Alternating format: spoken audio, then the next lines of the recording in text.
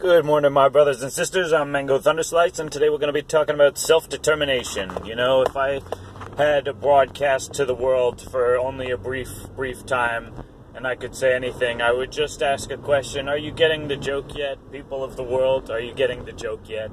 You know, because ultimately my great insight, if I have any, into this universe is that it's actually all just a joke. Not that this universe isn't actually a serious place. It's actually one elaborate, cruel and ironic and joyful and full spectrum joke on all of its participants, right? And the joke is that we are all, you know, when we're born in the life and death cycle, right? Each time it's like we get brainwashed, right? As in we forget our identity, that we forget that we're immortal beings, and basically we're just hopping from body to body throughout incarnation after incarnation, right?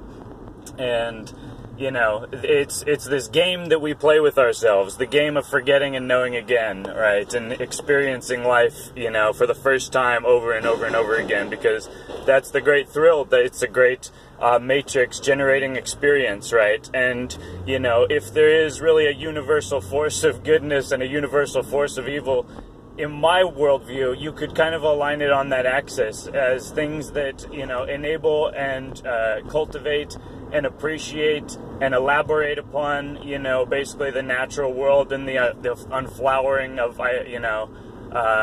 consciousness, and, you know, just the freedom to experience life, you know, and, you know, allowing all, you know, different subjective points of view to experience themselves. You know, there's objective reality, yes, and I agree that there are objective principles, you know, by which we can all agree, you know, are the foundation of a universal ethics. I feel like that's pretty obvious, at least as an anarchist, with the non-aggression principle, you know.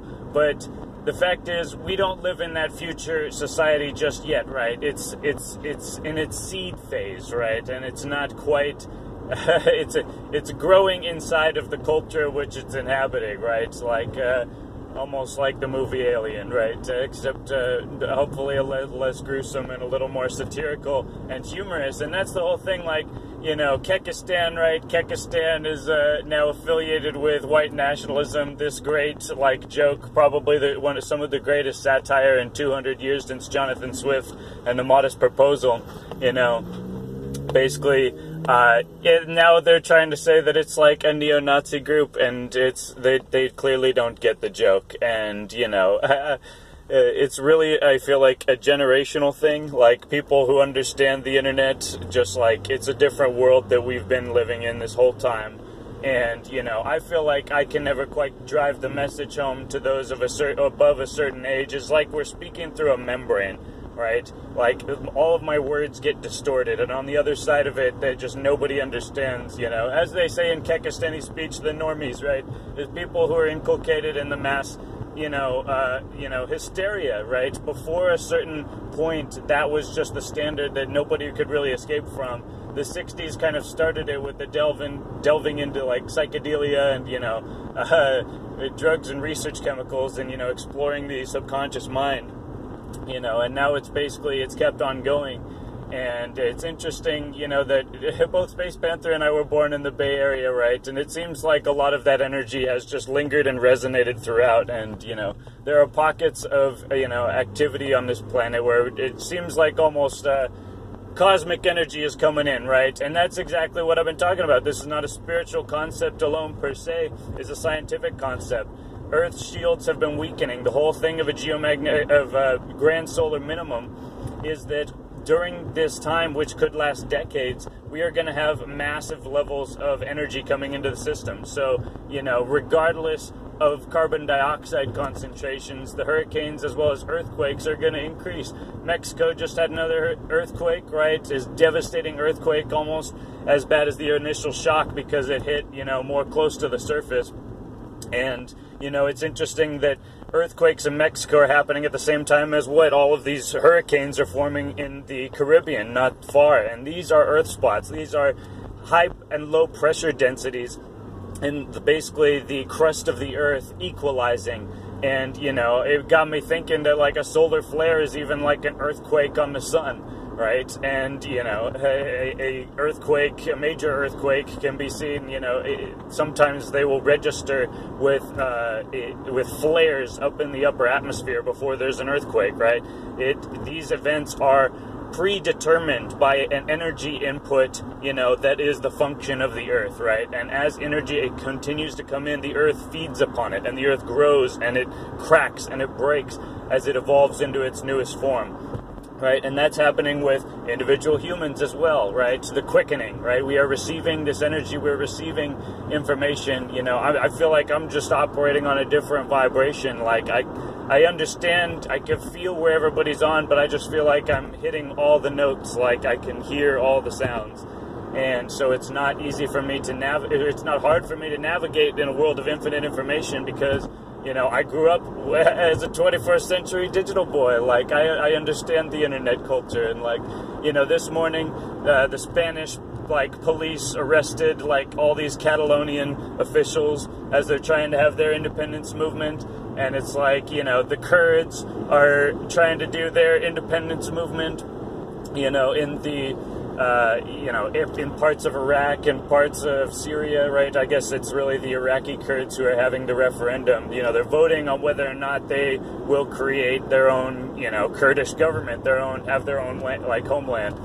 And, you know, Catalonia should be allowed to secede. They should be allowed to vote, and they should, you know, what is the point of this whole democracy, you know, shtick if people don't actually get to decide what governments they want to be a part of? It's just, it's a thin veneer, you know, masking just totalitarian mindsets, you know, who just want us to think that we're in control of things. But if we actually are, then everyone deserves to have self-determination individually, you know, as well as if people want to start by breaking down larger governments into smaller governments, they should be encouraged to do that, right? If it better suits the will of the people and it prevents violent conflict, you know, and it enables discussion to have a firm standing point for people of a common, you know, background, right?